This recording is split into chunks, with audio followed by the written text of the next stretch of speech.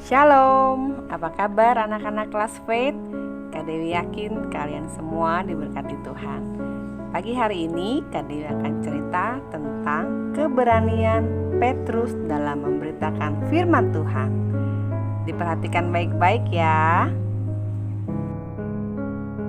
Nah, Kak Dewi yakin kalian pasti sudah tahu arti nama Petrus. Ya, betul. Petrus artinya adalah batu karang yang teguh.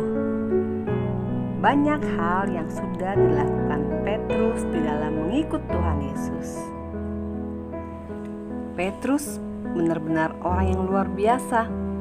Dia pernah menyembuhkan orang yang sakit. Bahkan dia pernah menyangkal Tuhan Yesus.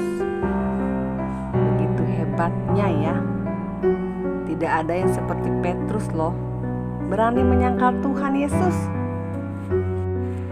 Sebelumnya, yuk kita buka dulu Alkitab kita, Kisah Rasul 4 ayat 1 sampai 22.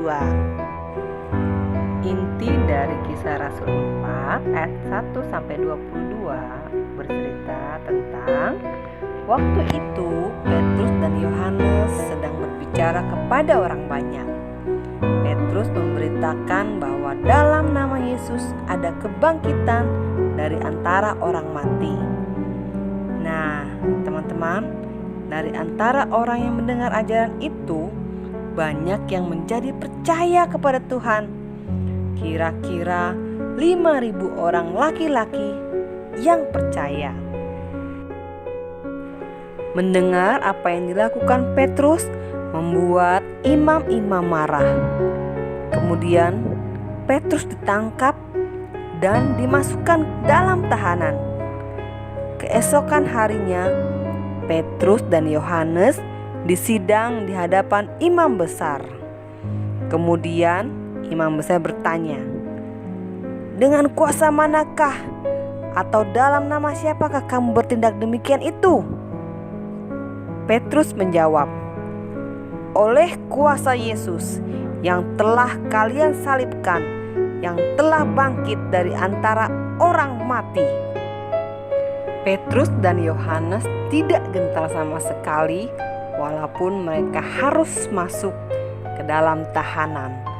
Petrus dan Yohanes adalah seorang pemberani di dalam memberitakan firman Tuhan.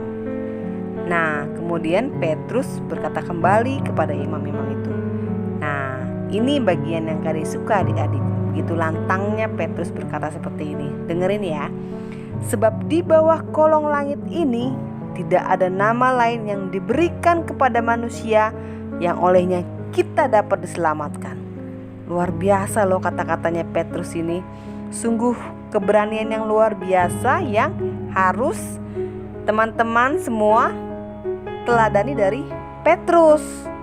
Akhir dari cerita ini adalah akhirnya para imam-imam melepaskan Petrus dan Yohanes dan tidak jadi menghukumnya karena mereka takut akan orang banyak yang memuliakan nama Tuhan. Adik-adik tahu nggak? Bahkan mereka sampai mengancam Petrus dan Yohanes agar tidak berbicara atau mengajar lagi dalam nama Yesus. Keterlaluan sekali ya para imam-imam ini. Namun Petrus tidak pernah menyerah. Dia tetap semangat dalam memberitakan tentang Tuhan Yesus.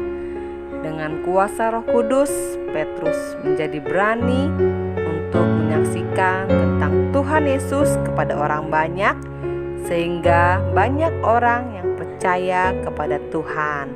Nah, kita harus belajar dari teladan Petrus, teman-teman. Apa saja sih? Yuk kita lanjut. Nah, yang pertama adalah teman-teman tahu bahwa Roh Kudus bekerja dalam diri setiap orang percaya. Yang kedua, teman-teman belajar bahwa karena Roh Kudus kita dimampukan untuk menyaksikan nama Tuhan Yesus.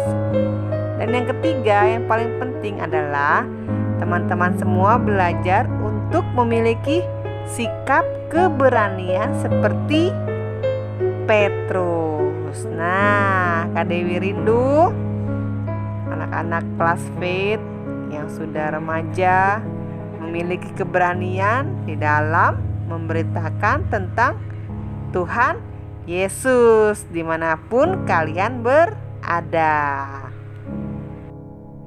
Oke, sekian cerita firman Tuhan hari ini.